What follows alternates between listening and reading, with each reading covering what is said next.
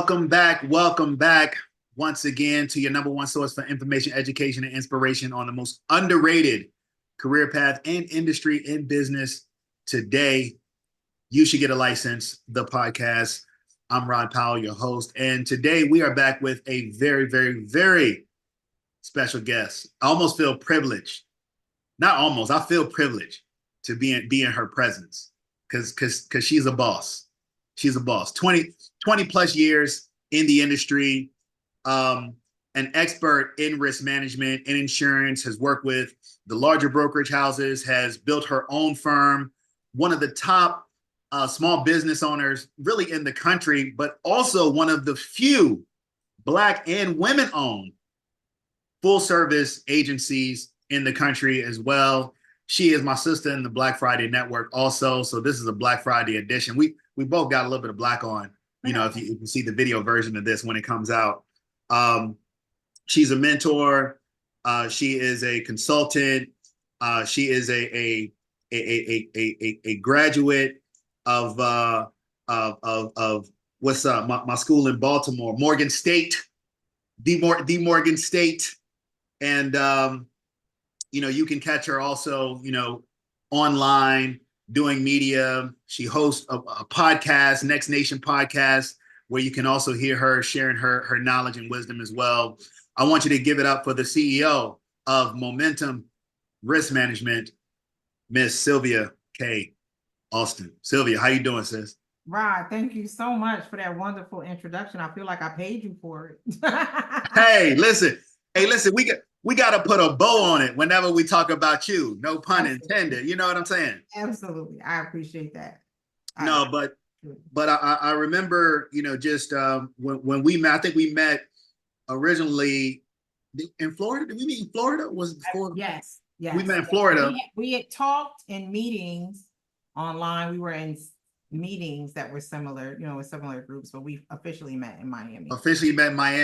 And I remember from there, and we were chatting, and I was like, yeah, I gotta get Sylvia on the platform. We gotta talk to her so that she can share her story. And as you know, this is a platform that really is about giving some real life insights, you know, on the journey in this industry, you know, navigating this space, you know, for, you know, new professionals who've been in it, people who might be transitioning into this space, really trying to establish what it truly looks like in a transparent and candid manner.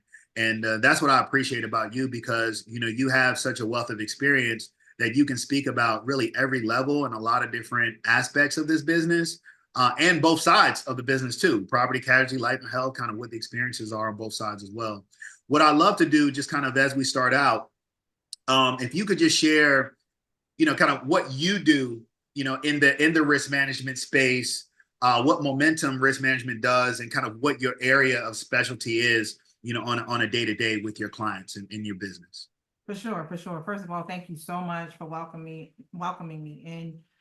This is a wonderful platform. I love what you're doing. I love that you're telling the story of the insurance business. And it's not so often that you get an opportunity to see us working in this capacity.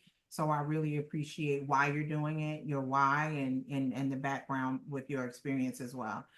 So thank you for that. I got into the insurance industry 25 years ago, right out of college. You know, I love to hear insurance professionals, especially from our community, talk about how they got in, because when I talk to my white counterparts, they always say, oh, my dad owned an agency, my dad owned this insurance business, and I just picked up the ball and started. Most times when you talk to people from our community, they fell into it some kind of way, right? So for me, I was an insurance intern at Enterprise Rental Car. And I was at Morgan State University. You know, I needed to work because my father died while I was in college. And he left an insurance policy for me to be able to continue my education, which was amazing, you know. But I'm an only child, and my mother was, you know, sharing a lot of the lion's share of the cost for me to be in school. So I had an apartment and all of those kinds of things, and my dad was paying my rent. So when my father passed, I had to get a job. And I went to Enterprise Rental Car, because they were looking for somebody that was going to process their claims. I was in Baltimore. I was in probably one of the worst locations in downtown Baltimore. So the cars that came in, that came back to us, like they had gunshot residue. They we Y'all had had the trackers and like oh, but this is think about it though. This is 1997. oh man, so you didn't have like the joint where it turns the car off. No, this is before all of that technology existed. So like literally, like we would get our cars back, hopefully, if they were impounded by Baltimore Police Department, that kind of Wow. thing. And they always came back to us in some kind of condition where there needed to be a claim, there needed to be some type of information or acknowledgement that went to home office. And literally, I would put so much information into the claims acknowledgement reports that I mean, I was like surgical with it because Law and Order was one of my favorite shows, right? So I took it really seriously. I really did. I took it really seriously. So I would like, there were fingerprints, there were this, I would give all of this background information. And one of the territorial managers came out and was like, I had to meet you because I would see your reports come in. And he's like, really, the quality of these reports, we need you to do X, Y, and Z. And they began to train me to do all kinds of stuff within the organization at 19, 20 years old. Wow. And I always felt like there was never a day that was alike in the insurance industry, right? No two days were the same. And I enjoyed that because I didn't have a major. When I went to school, I was undeclared. I didn't really know what I wanted to do. I knew I wanted to talk to people, but I didn't really understand in what capacity. And so I was just curious about it. I really was. And then I went to, not an open house. What do they think? What do they have at the colleges when you're looking for a job? Career fair. I went to a career fair. There we go. I had brain fart, over 40 brain farts. Sorry about that. But and Zurich was there. They were headquartered in Baltimore. And Zurich was at Morgan State? Zurich, it was at the Morgan State Career Fair. Wow. They had one of their largest offices was located in Baltimore, Maryland. Okay. Really up the street, from where I was working at Enterprise Rent-A-Car. And they hired me on the spot. And so I had a job right out of school. I was working in their group distribution department. I was working with companies like Boeing and Acme. And so I really hit the ground running at 22, 23 years old. Yeah. Yo, shout out to Morgan State because they always have been, I mean, listen, if you go to Baltimore and you go to Morgan State is in an interesting area. It is. It's an interesting area. But shout out to Morgan State because their programs have always been, I would say, fairly innovative. Absolutely. But here's the thing. I went to, first of all, just the fact that they had Zurich there is like, wow, really? Wow. Because I remember when I was in undergrad initially, I have an interesting journey in college that I'm not going to talk about here, but no, we should talk about it because my college trajectory was not a straight line. So it was right. You go around sometimes, absolutely. It was a little bit of a go around, but I remember that, I mean, Virginia State, which is where I started, they definitely never saw an insurance carrier come on that campus. But with Morgan State was interesting. So when I went to school initially, I wanted to go for music technology. It wasn't for insurance because my background was in entertainment and in that music industry space. And Virginia State was supposed to have a music technology program that they did eventually get, but they didn't get while I was there. But Morgan State actually had a music technology program.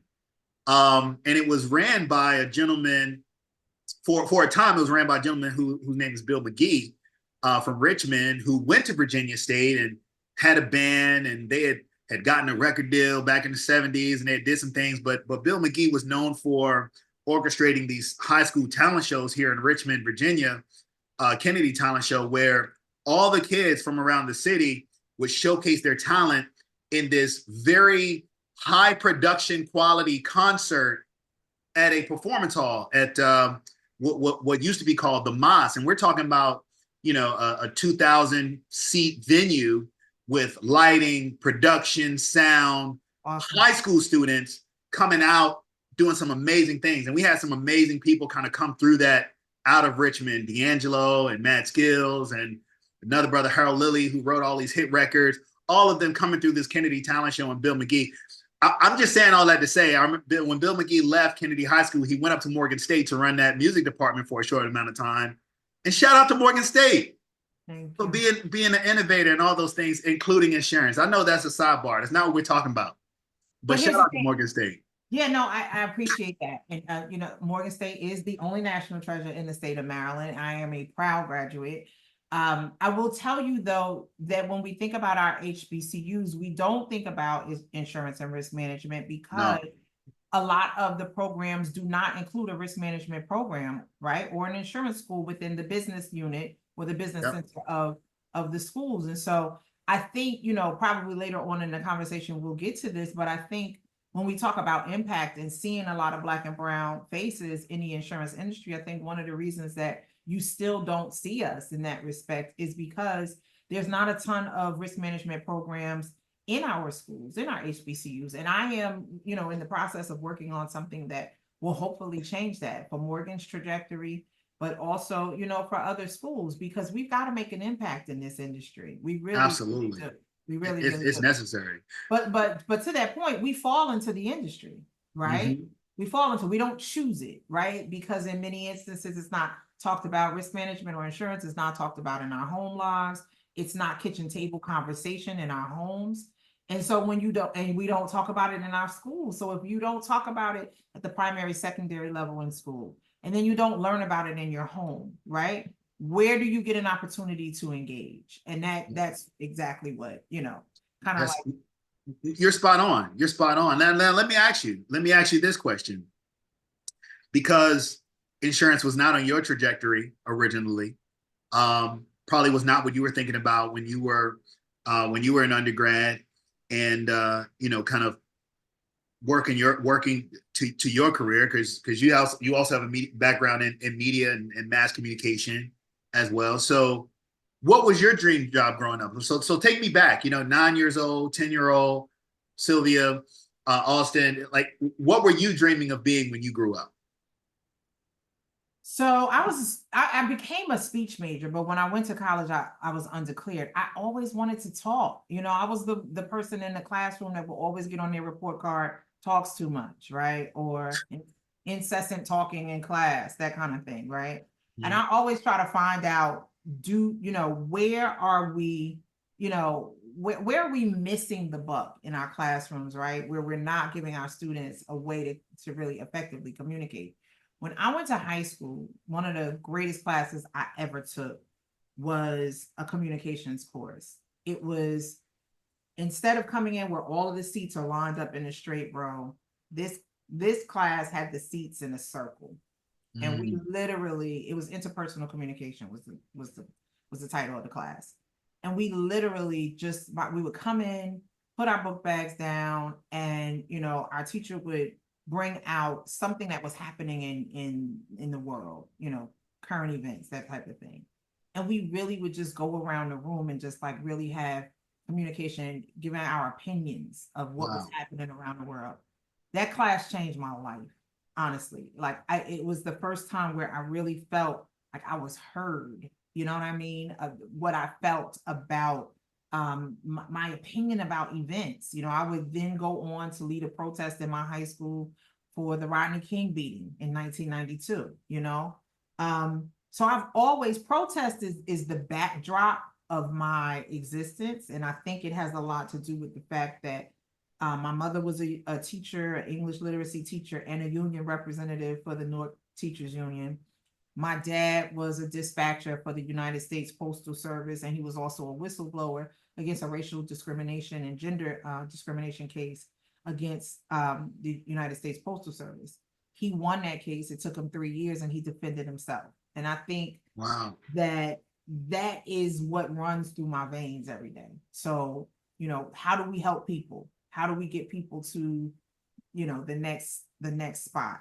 That is really who I am inherently. And I never really understood or could find a career path that allowed me to be all of those things, right? And so when I came to college, I was really undeclared. I didn't really know, but I found the speech department because Speech 101 was whatever track you were in, you had to take Speech 101.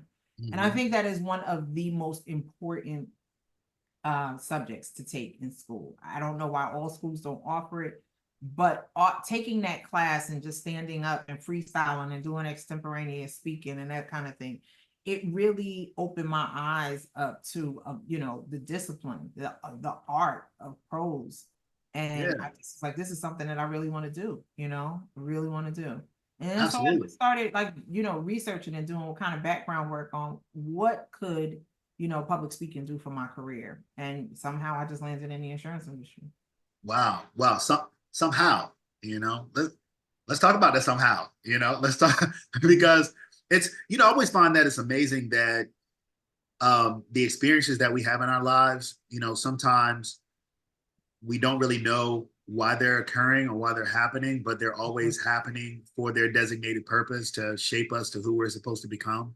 And like, look at you now, like with everything that you're doing, and you didn't even know that you would be in this space or, you know, in the rooms that you're commonly in and doing the activism work, the legislative work, you know, everything that you've built, you know, over the years from that foundation that you were like, you know, what do I use this for? You know, Mhm, for I think sure. that's phenomenal, you know, to discover that. So how did you bridge? So you were doing the claim. So we're at enterprise. You're doing these advanced claims analysis for these vehicles coming back in. How does that But he shot up cars in East Baltimore. with shout out cars in East Baltimore? Shout out to East Baltimore. Listen, I used to go into police precincts out there. You know, shout out to the police officers at the roll call. You For know, sure. For love sure. y'all still. Um, how did you transition into this space? Like what was your first kind of foray and how did that happen? Well, when I left Enterprise Rental Car and finished up studies, because there came a time when working in the summer is cool, working during the school year was rough for me, True. right? And you know, I was a child that was really distracted by everything that was happening in school, things that were happening in my personal life. Like I said, my dad died when I was 19. I buried him on my 20th birthday. And so there was a Wow. time when I was really kind of lost, right? I really was. I was lost. But I knew that I liked money. And I'll be honest with you, at the time that I was coming through school, most of my friends were choosing social work and education, you know, as their careers at Morgan. And I had friends that were graduating and they were making like $20,000 a year. And I'm like, I didn't go to college this, you know, this long Mm. to come out and make $20,000. Like, that's insane. You know, I always cared about money. You know, I always cared about looking good, feeling good, spending well. You know, definitely believe that that was something that I picked up from my dad. So I knew money was important, right? And I knew I wanted to be in a career path where I was going to have an ability to make, you know, make some bank. And so Yeah. I just started evaluating like what career paths were non-traditional, you know, that I could actually make some decent money fairly quickly. And when I went to that career fair and Zurich happened to be there, nobody was visiting their table. Mm. Nobody was visiting their table.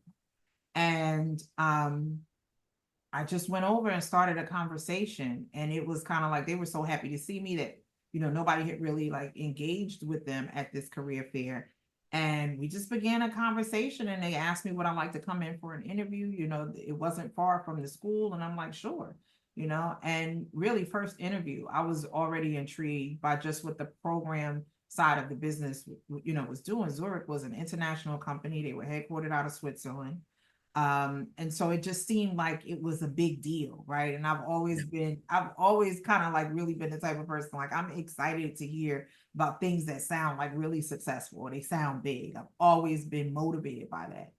And you know, so when I was done with school and they offered me an opportunity to come on board, like it was incredible. And you know, it wasn't at a $20,000 salary. You know, I got my first job and you know I was making $40,000 a year, and that felt like, oh, I'm making double what my friends are making, you Yeah. know, right out of the gate.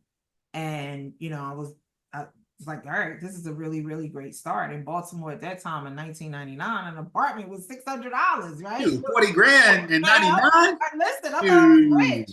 I really balling. did. Right. I thought I was rich. I did. Yeah. I thought I was rich. I mean, I learned very quickly that I was not. Right. But I thought I was, you know, Yeah. and you know, just to see that my family was proud that I had gotten an opportunity in an area that nobody else in my family had, ever really endeavored. But I think why I really knew that insurance was important had a lot to do with my mother. Not only did my father leave a life insurance policy, and I realized what that would mean for me at 19 years old, right? I lost my dad at 19, buried him on my 20th birthday.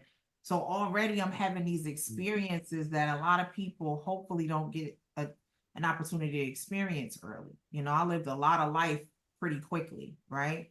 But my mom, when my parents split up, my mother was an educator, and she was often concerned about if something happened to her, how I would be taken care of. And so this woman by the name of Ruth Bardak, who owned an agency, she was a female owner, agency owner, a white Jewish woman, would come to our house and tell my mother these horror stories and about what happened to people who didn't have insurance. And they would be sitting at the kitchen table. And that's why kitchen table conversations are a part of my talks when I speak publicly, because I remember my mom being at that kitchen table and Ruth Bardak telling her those stories about what happened to people who didn't have disability insurance, who didn't have life insurance.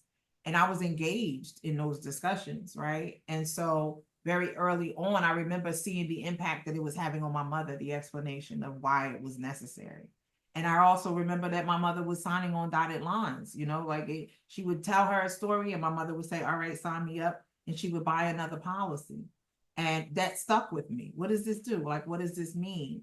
And so as I began to age, it started to make sense to me what insurance was and how it worked, or how it was interwoven into people's stories. And I never forgot that. I also was a child that, I didn't love to play with other kids. I was an only child. I didn't love to play with other kids or outside in the dirt. I was not that kid. I was this kid that was always listening to adult conversations in the background, Right. and really trying to I'm like, what's wrong with them? Really just trying to put the pieces together of why things weren't working in their lives, right? That's who I was 7, 8, 9, 10 years old. So I just think I've always been this person, always been curious, always, want to drill down, always been very interested in knowing how things worked or why they didn't, Yeah. right? And just always trying to figure out ways to plug those holes. So I think that natural curiosity is just what led me into a career space where I could, yes, help people tell stories, create messaging that was going to resonate, and then also make some money. Yeah, for sure, for sure. And speaking of you were speaking about, just opportunities to really find solutions, right? It still allows, creativity to say, okay, well, if I have this problem or this equation, what's the formula in order to get the right answer, For to sure. this. And it sounds like, working in this industry kind of continue to feed that, that desire and kind of that calling and that part of you, Yeah. that's really just natural and innate. So when you started as Eric originally, what'd you come in and like? What was your title? What were you doing when you I first was a first group walked in the door? sales rep.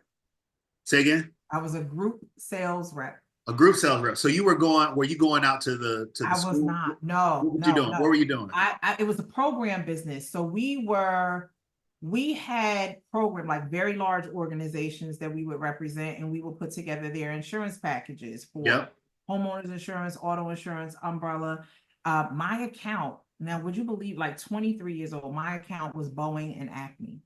So the Acme Corporation, the Boeing Corporation, their employees would call an 800 number, and I'd be one of the people that picked up the phone and helped them get quotes on their insurance, their Oh homeowners, wow. auto, Okay. their umbrella insurance.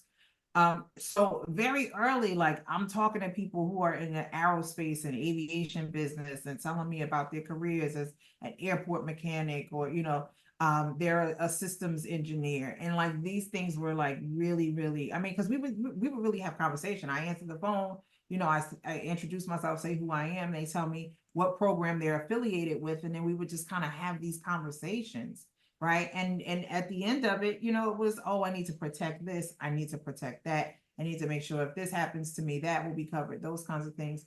And so honestly, that was really what created the start of my career, is just really being able to drill down and hear people's stories, you know? So, Yeah. I mean, I'm just plugging and playing insurance numbers, but for me, it was really about what is this person's story, you You know? jumped in deep too. Like, tell me, like going into those conversations, kind of right off the rip, going into the industry, what what were, I guess, what were your takeaways or kind of your thoughts around learning? I'm going to say having to learn at such a rapid pace. Basically, Yeah, you're talking to these individuals. Every conversation is different. right. Depending on their job titles, likely, they're earning a decent amount of income, probably have a fair amount of assets. You're talking about aviation, you're talking about pricing boats in there and some watercraft and stuff that people got. Not things that you would normally see in inner city Baltimore, right? Absolutely. So, what was that like for you starting with that, and what do you think that did for kind of accelerating your education? Because some people, and the reason I'm asking you this is just so when you answer, you can kind of share it in this context. The reason I'm asking this is because sometimes when people are entering this business, they're like, hey, well, I want to learn everything before I can get started, but you didn't have a chance to learn all that. You just had to go into those conversations. So how was that for you, and how'd you kind of make that adjustment?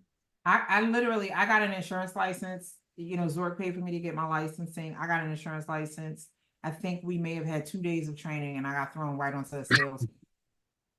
And you know, it was daunting in the beginning because, you know, literally the minute I signed, because back then you would sign into your phone, and once you sign onto your phone and it was live, the phone would immediately Boom. start ringing. You know what I mean? So there was no time to get acclimated to what am I doing. It was time to just kind of like open up, you know, the book, read from it, you know, plug and play, whatever they're telling you, type in their address, that kind of thing. You had to be pretty swift, right? And how I would make that conversation not uncomfortable or not make them realize that I didn't really know what the hell I was doing was, you know, to ask them about their day, ask them about their life. Oh, tell me a little bit about the position or the work that you do for Boeing. I didn't know Boeing existed before this job. Wow. I didn't know Acme existed before this job. But just finding out what these people were doing, right? And I will always be like geeked out when I could tell that somebody Black was on the other line, you know, that they were telling me about, oh my gosh, like, you know, wow, I'm talking to a Boeing mechanic and he's Black, you know, in California. Like that tripped me out because this opportunity, this working in group sales over the phone, I never left my call center, but it opened me up to talk to people really around the country, right? And so insurance did that very quickly. It took me out of my small waiting pool. You know, but going to college was the first thing that took me out of my small waiting pool. I Mhm. got an opportunity to see people live well in New Jersey and do well in New Jersey. But when I got to Maryland, I had never seen Black people in concentration like that Yeah. doing so well, you know, in government, you know, in city politics, you know, working at Morgan at that time and still is, was a top engineering school, you know. So seeing people operate at that level of business or, you know, really be driven by science, by technology, it was like really, it was a big deal for me. So then to go to a company where now, like we're talking about aerospace engineering and they're calling me to get their insurance, it was really impressive. You know, I wasn't there long though. I only worked in at Zurich for a year before deciding to relocate back to New Jersey for family and personal reasons, right? And but that opened my eyes up to what was possible. And when I came back home to Jersey, the first thing that I said is, I want to work in New York City, right? Because what I understood about New York City is that that's the biggest insurance marketplace in the world. Yeah. It's its own country from an insurance It's its own standpoint. country, right? And I mean, I really wanted to understand what that was like. And I was trying to get a job on the company side, but the first call that I got to offer me an opportunity was actually on the brokerage side. And Mm. I never looked back, right? I didn't even know what an insurance brokerage was, but I just went into it because I had this experience with Zurich and Zurich was on my resume and they hired me on the spot. And that opened up my eyes to a completely different side of the marketplace. So, Sylvia, I think you're looking at my questions, for where I'm about to ask you next. I'm not. Because because I'm about to ask you, tell me how did you transition from Zurich into kind of the next stage, and and really, take me through the journey. Like, you left Zurich, went back home, started on the brokerage side, and kind of those experiences, and even how those experiences kind of led you to form momentum. Yeah, so I'll be honest with you, I really didn't know what I was doing. I did not know at the time that I was making these decisions, I didn't know how they were coming together, For right? sure. I didn't. I really didn't. I came home, I got a job in New Jersey first at a small agency, but I was applying to New York. And so I had gone to a few meetings with Chubb through this small agency, and they were talking about their biggest brokers were based out of Manhattan, right? And so I'm like, oh, I want to do that. Like, I want to get to New York. I watched New York on movies. I'm like, I always had this love for the city. And even with my proximity to growing, I grew up 25 minutes out of New York City. But my mother was afraid of New York. I'm an only child. So I didn't get a chance really to experience New York being from Jersey. Not until I left and went to college and then started taking trips with my friends that I actually really get an opportunity to really experience New York City, right? Is that unique? Is that unique? Because I always feel like people who are in I don't Jersey know. I don't know. You would think so, but yeah, I grew up in the early 80s though. And New York in the early 80s was not a safe place to a little be. different. Right, right, It right. was different. So my mother had a complete fear of New York, right? So that Yeah. New York was somewhere we went, maybe once every year, maybe, you know what I mean? And we didn't get a chance to, like, that wasn't something that she really enjoyed or endeavored to do. But I always had an affinity for the city. Like, I love New York. So when I came back, I'm working in a small agency and I'm like, this is not for me because I had already, I worked at Zurich. It was a very large company. Right. So I'm like, I want to work in a large organization. And so I started applying immediately to companies in New York. And I got an opportunity to work for a very large brokerage in Manhattan. It was one of the largest brokerages in New York City. And that was like my lead in to the private client affluent marketplace. And Okay. it gave me such a new paradigm to just like witness. Like, I had never seen wealth at these levels, right? And the unique thing about New York is that people who live all over the world are represented by brokers in New York. Yeah. You can live in California, you can live, where do rich people want to live? They live in San Francisco, they live in Beverly Hills, right? Some of them live in Canada, they have houses in Miami off the coast, right? But they all would do business with brokers out of Manhattan. And so at that time, the financial marketplace was a completely different place. We talk about late 90s, early 2000s. It was a completely different marketplace, and New York really was the epicenter of the world. Yeah. And so I was getting a job in Manhattan as the World Trade Center was coming down. Wow. So it was a very, very unique time to be in the city, and do the work that I was doing in the city. So I mean, I really was coming of age in the world's financial marketplace. So when you talk about private client, let's talk about that, because when you started with Zurich, essentially you were in kind of their group accounts. Their employees, they have access to maybe some specially discounted rates or some special programs because they work for Boeing, Acme.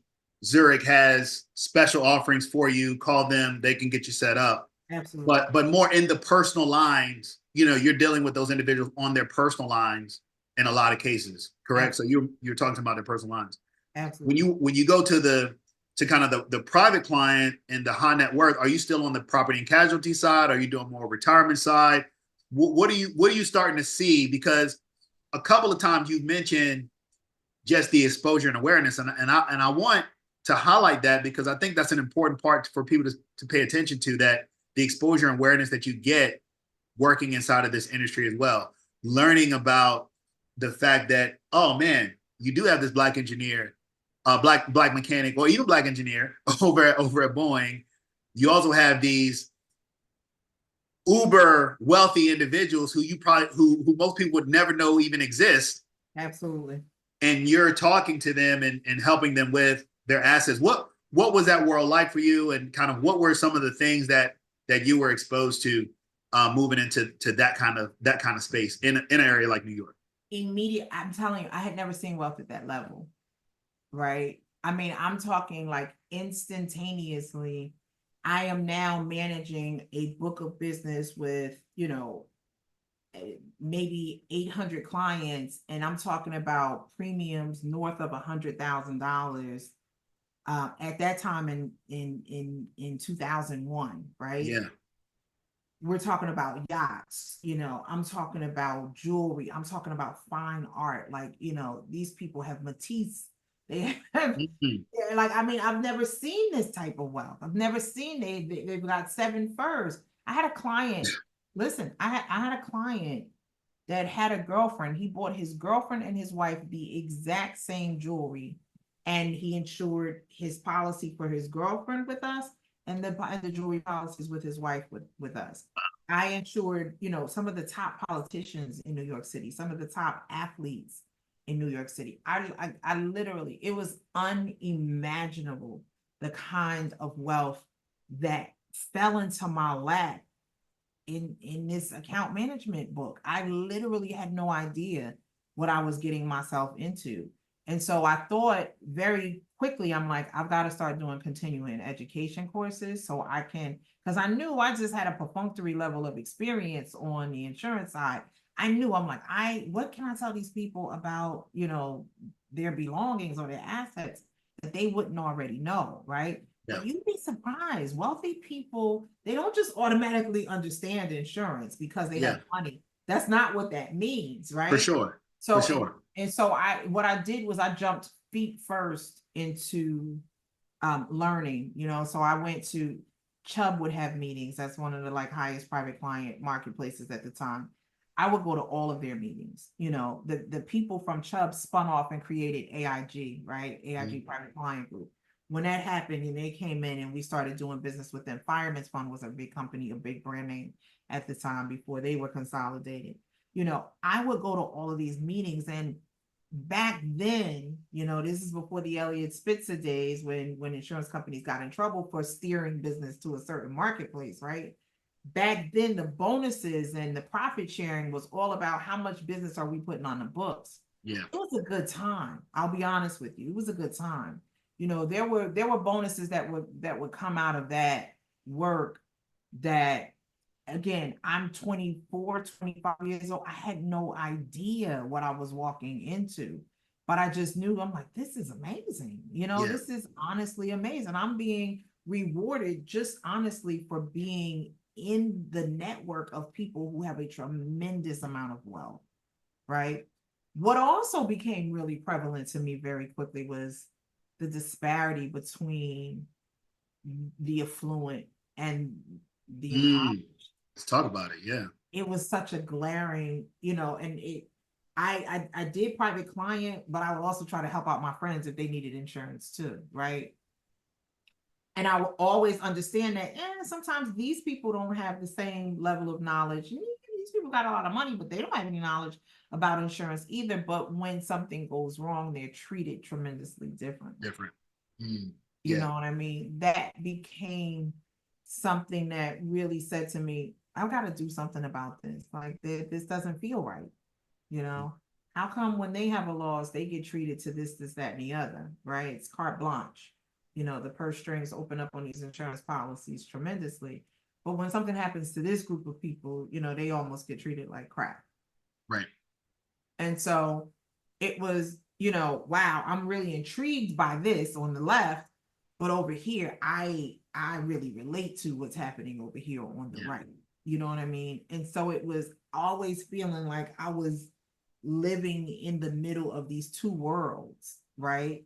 That one I really aspired towards, and then the other I'm like, yeah, but I gotta help them get right too, Yep.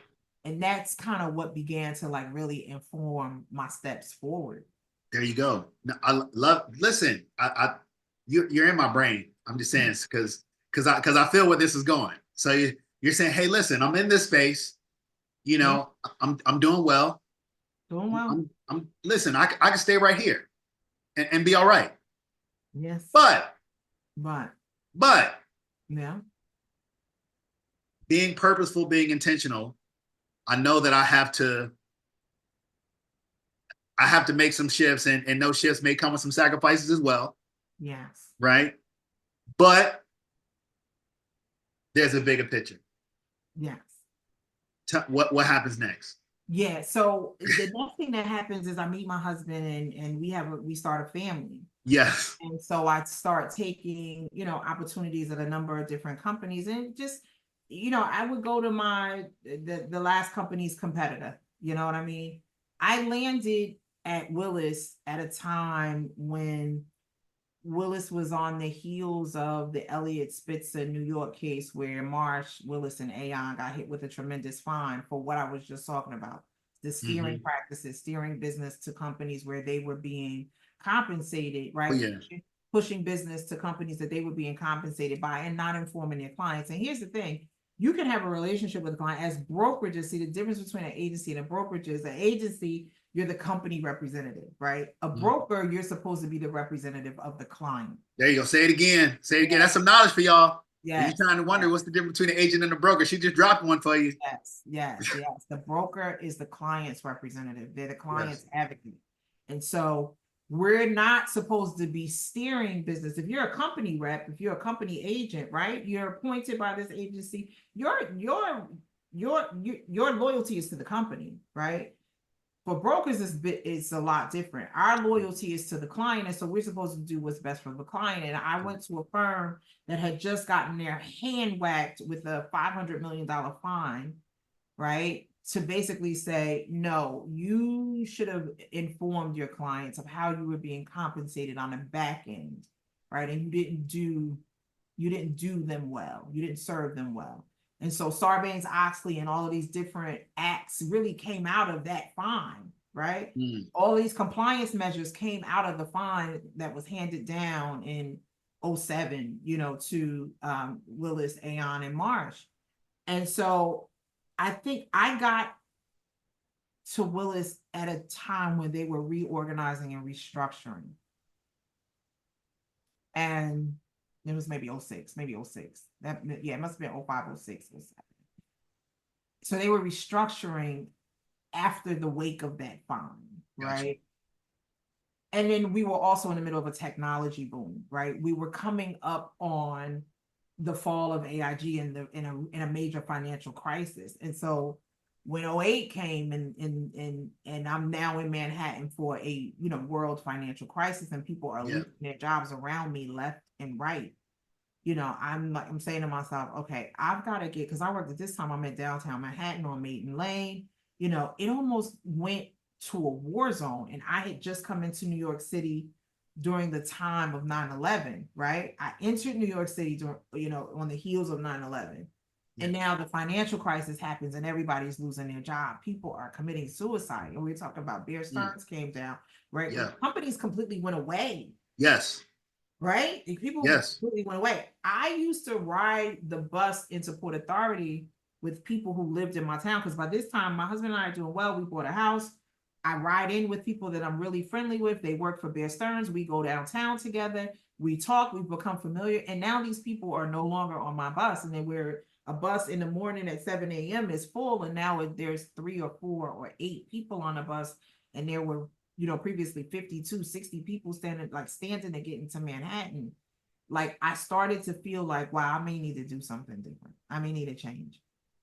And I was already feeling like, the altruistic side of me was pulling towards, I need to do this work over here that's going to help inform people to make different decisions. And so I went and got a life insurance license and went over to Northwestern Mutual and tried to become a financial planner. Wow. That's a big shift. It's a huge shift, but let me tell you, you don't make a decision to become a financial planner during a world financial crisis. It was just the dumbest move I could have ever made. That's wow. Yeah, timing in My business is timing everything. was off. It was Right. off. It was completely off.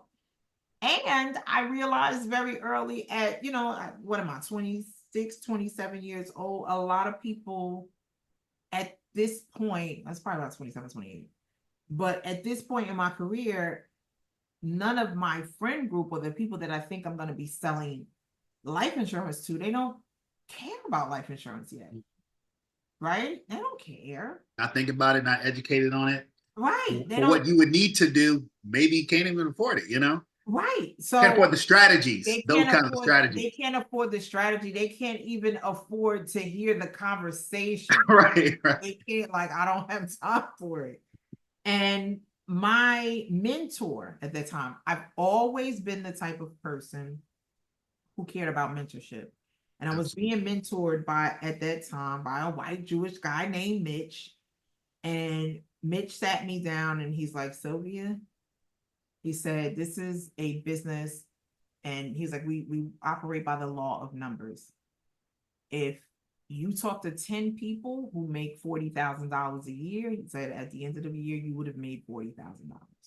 He's like, you have to get into a deeper waiting pool with people who are making 150, 200, $250,000 because they will be able to make buying decisions that the people that you're talking to cannot afford to make. Yeah. And it was sobering, right? It was really sobering. And, this was my first foray into walking away from a salary to kind of like, I That's what I'm was in saying. sales, right? That's But I huge. walked That's a away. big It's a move. big deal. We just bought a house. I walked away Yeah. from a salary to now walk into a commission structured only compensation level. And I'm like, yeah, no, this was the wrong time to do this. These people they don't want to hear what I have to say. But it was more that than they didn't want to hear what I had to say. It was also that I really hadn't crafted my message yet. Yeah. I feel as if I was at a space in my life where I hadn't suffered enough. You know what I mean? Mm-hmm. I Yeah. hadn't seen enough devastation and destruction of people's lives to be able to impact folks in a way where they, after I speak, they are convicted enough to make a buying decision. Yeah. And so I was learning that because that was the basis. I always say going to Morgan and learning the basis of how to formulate a speech, learning how to craft what I'm going to stand up before an audience and say. It's carried me through my entire career. But I realized that I wasn't there yet, that I had more learning to do. And so I went back to PNC. I took a position. It actually wound up working out because it allowed me to take a position as a manager. It was the first time that I had managed an organization or managed a division. And I walked away from being a financial professional, but out of that, I still had my life insurance license and I was able to sell life insurance on the side, Mm-hmm. through a general agency while I also managed the division and, continued to. Very cool. Wow. Yeah. Yeah. Yeah. No, very cool. So was it during this time while you were, you're starting to manage a division, so you have a team, you're starting to take all of the experiences that you've had up until those points. For sure. You're crafting your message, you're crafting your professional brand, how you're going to continue to, evolve, in the marketplace. And you have, this life business as well that's kind of on the side. Is that what starts to plant the seeds for independence, or does that come a little bit later? Or how does that process start to take shape? It comes so much later. I had no plan to start a brokerage. Never. Like, Wow. well, I didn't have entrepreneurs in my family, so I will say, to me, I had an uncle who was an investment banker and he was incredibly successful. He bought a new house every 3 to 5 years. And I loved, the marriage that he and his wife had, the family that he built. He was incredibly successful. And that always, I was like, well, that's cool. I knew that was cool. But thinking that I could do this for myself, I just wasn't wired that way. This was not on my mind to do. Not at that moment, no, and not, I managed that company for 9 years. Wow. Um, before I left, it was not, that wasn't even in my next role. That wasn't on my mind to do. I had built a portfolio of successful clients who were entrepreneurs though. And at that role, in that 9 years time, I had a few clients follow me from previous positions. I knew that I did good work. I knew that Yeah. I went above and beyond for people. I knew that I was a great relationship manager. Right. And so I knew that by this point, I know that I know how to talk the lingo. I know how to make sure that people are well protected. I know Yeah. what to say. Right. And so when I began to manage, and really grow that organization and grow that book of business, I just, when I left, it was to take a position where I doubled my salary. Like every time I left somewhere, with the exception of becoming a financial professional and starting my own brokerage, initially, like I left because I was at Yeah. least getting a 30% salary increase, right? But when I left this company from managing the private client practice, and they had been acquired. And so I may have still been there had they not been acquired, but they were acquired by another larger organization that wasn't running the business well. Mhm. And I was like, yeah, I don't want to do this anymore. And so I went to their largest competitor. I was able to take the title of regional vice president, and they paid me a hefty salary, but it was a commission structured salary. I only had a salary for 2 years. And so I had to prove myself, build a Yeah. book of business, and then the salary completely went away, and I had to live off of what I killed, right? Yep. Yeah. Had that And runway. it was a runway, but I needed to go there first, though. I Yeah. couldn't have gone from managing, I don't think so. I couldn't have gone from managing a company to go into a commission structure where there's a salary for 2 years, a very high salary, right? It's Hmm. more money than I ever made at that point in my career. And for 2 years, and then that completely goes away. And I live off of commission. And when I began to live off of the commission, I realized very quickly, I'm like, I'm only making 40% of the commission, but I'm the only one doing any work. And so I had built a $450,000 book of business. And I'm like, yeah, but I'm only getting 40% of a $450,000. This doesn't make sense. Yeah. Doesn't make sense. Right. These people didn't come here because of the company that I work for. They came here because of me.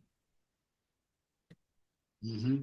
So that is when I began to talk with one of my clients about entrepreneurship, about the possibility of me creating my own. And so I took a year from that point.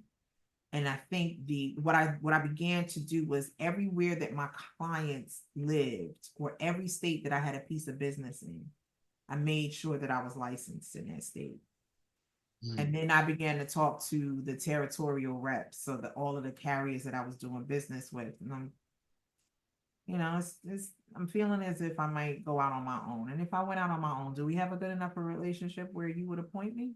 Would you give me a shot at an appointment? And everybody said yes. Nobody turned me down. Wow. And that was when I knew, I was like, okay, I think I can do this, and then I had a long talk with my husband, and I'm like, do you think you can handle all of this by yourself for a while I build out a business? And he was like, go for it. And he had told me years before to go for it, but I just didn't trust it. Wow. Wow. See that? I did not trust it. And when he told me before, we were thinking about maybe like a State Farm agency or an Got you. Allstate or agency. More of a captive type. Yeah, more of a Yeah. captive type operation, something with a buy-in number, it's already marketed. I don't have to do anything but hang Yeah. a shingle and, turn the phone on. That was what I was thinking. I wasn't really thinking that I was going to have to build a marketplace, and I didn't know if my clients would follow me, but they all followed me.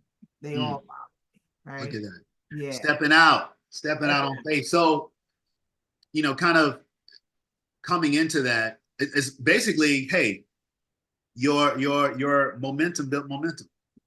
That's it. It was That's the momentum that you already had, and taking it.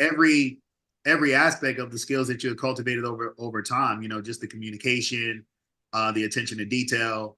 You know, being service oriented, cultivating those relationships, keeping those relationships, and one just understanding your own value too. You know, Yeah, your own that value. was it. That was it. I did not understand my value. Yeah, That is the biggest part of all of this, Rod. Like you can be amazing at what you offer, but if you don't know what you're worth, nobody will tell you. that's it. That's it. Nobody will tell you. Nobody will Mm. tell you. You get to determine your own worth. And I mean, I knew when somebody offered double what I was making, I was like, okay, I probably am worth more than Right. that. You're like, okay, yeah, I'm kind of, Yeah, I'm moving, I'm getting in that direction now. Right. I'm getting in that direction. But people, the thing about it was too, that people wanted to hire me because I was the first and the only. I was in the private client space. There were not many African American women, and people were starting to care about diversity, or at least, air quotes up.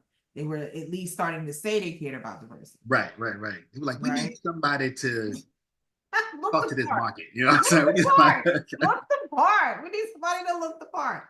So they would Right. pluck me off one page and stick me on another, I right? get it. Nobody thought, well, let's train, develop, hire, deploy, employ the next Yes. generation of Black and brown professionals. No, that's not the model. It's just pluck the one or two people who are doing that work and bring them over here and give them more Absolutely. I money. love it. I love it. So let me ask you this question. Like now at this point, you know, t- you've been in the business, 20 plus years, Yeah. 25 years. That's respect, on Thank that in a variety of different roles, leading organizations, leading teams, doing big business deals. At this stage, you're running your firm. I know you do a lot of mentorship. You're doing speaking now. You're involved with, several philanthropic, initiatives. Like, how do you stay motivated now? What keeps you going today? Oh, I'm working for my last name at this point. You That know, is, yeah, I'm done working for my first name. I'm working for my last name now. yeah, yeah, All yeah, of my all of my projects. I've made good money. I haven't made all the money, yeah. but I know what it's like to lead a comfortable existence. And at a certain point, once you're safe, once you're able to pay your bills and once you can get most of the things that you'd like to get, and you know, then to me, at that point you start asking yourself, like, what can I do for folks? What legacy do I want to leave? And that's really where I am. I see myself probably exiting the insurance industry in another 5 years, Okay. max. Yeah, because I don't want to stay till I'm falling apart. And when I Yes, say exit, I mean exiting ownership, right? I know what you mean. I probably will consult and I'll probably teach, and I will probably speak for the rest of my career. But ownership is heavy work, The active grind of running a yeah, yeah, firm day to day. I absolutely. definitely and look, this is one of those industries that gives you the opportunity To make an for exit. perpetuation in a very comfortable way, Yes, yes, especially the way it is now.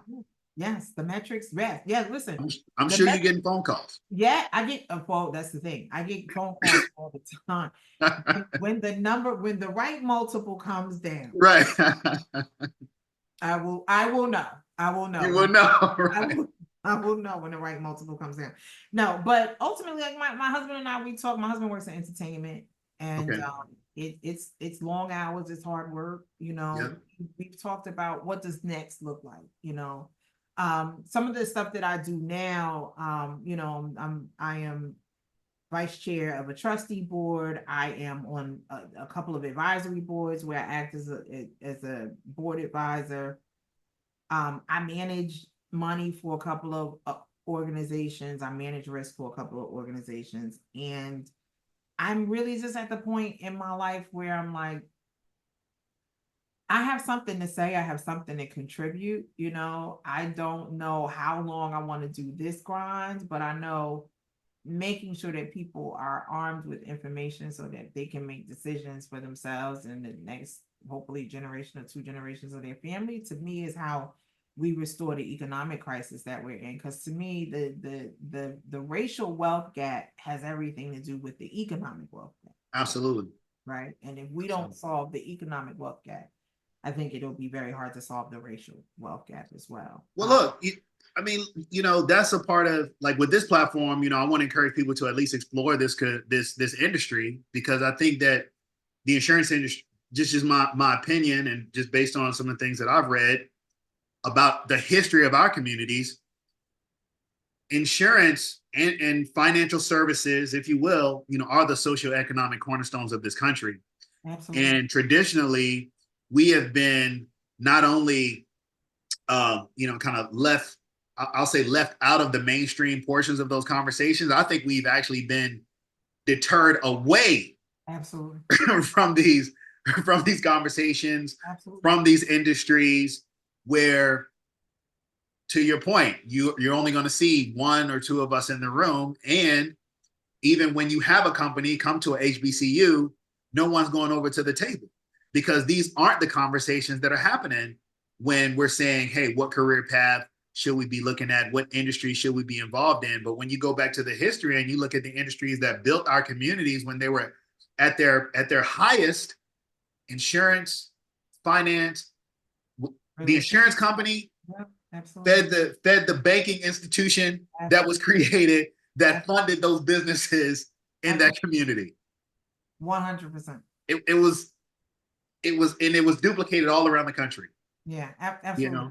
And I was listening to a podcast recently. I listen to a lot of podcasts, and I was listening to George Frazier was talking on Jamal Bryant. You should listen to that. That episode, I believe, is Black Dollars Matter. Okay. On Jamal Bryant's podcast.